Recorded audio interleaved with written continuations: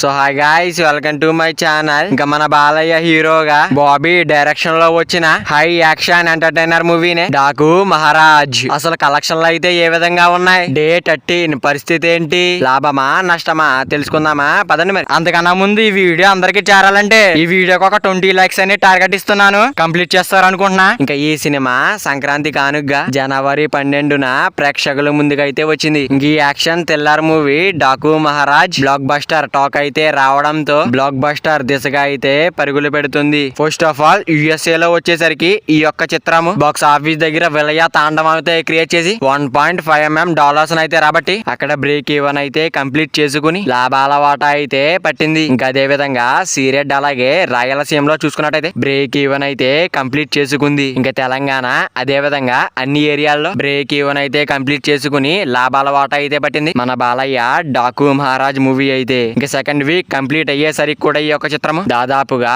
ఎక్కడా కూడా కలెక్షన్లు అయితే డ్రాప్ కాలేదు. మినిమం హోల్డింగ్ అంటే 2 కోట్ల వరకు షేర్, అదే విధంగా 6 కోట్ల రేంజ్ లో గ్రాస్ కలెక్షన్లు అయితే రాబట్టి బాక్స్ ఆఫీస్ దగ్గర విలయ తాండవం అయితే సృష్టించింది. మన వెంకటేష్ సంక్రాంతికి వస్తున్న మూవీ పోటీలో అయితే ఉంది కాబట్టి థియేటర్స్ అయితే కొంచెం తక్కువ దొరికినా గానీ ఉన్నంతలో బాగా హోల్డ్ చేస్తుంది. ఇంకా ఎక్కడా కూడా కలెక్షన్లు అయితే డ్రాప్ కాలేదు. మినిమం 2 కోట్ల షేర్, అదే విధంగా 6 కోట్ల రేంజ్ లో గ్రాస్ కలెక్షన్లు అయితే రాబట్టి ఇంకా సాలిడ్ గా సెకండ్ వీక్ లోనే 30 కోట్లకి పైగా గ్రాస్ వసూలు అయితే రాబట్టింది. అంటే ఫైనల్ గా మన బాలయ్య డాకు మహారాజ్ మూవీ 13 రోజులు అయ్యేసరికి 170 కోట్ల రేంజ్ లో గ్రాస్ కలెక్షన్లు, అదే విధంగా 85 కోట్ల రేంజ్ లో షేర్ వచ్చినట్టు ట్రేడ్ వర్గాలు అయితే స్పష్టం చేశాయి. మరి Balayya Daaku Maharaj movie long run box office దగ్గర ఎంత వరకు వెళ్తుంది అనుకుంటున్నారో కింద కామెంట్ చేయండి. మరి వీడియో అందరూ చేరాలంటే వీడియో ఒక లైక్ చేసుకుని అలాగే ఛానల్ ని సబ్స్క్రైబ్ చేసుకుని పక్కన బెల్ ఐకాన్ ఆన్ లో పెట్టుకోండి. Thank you for watching guys.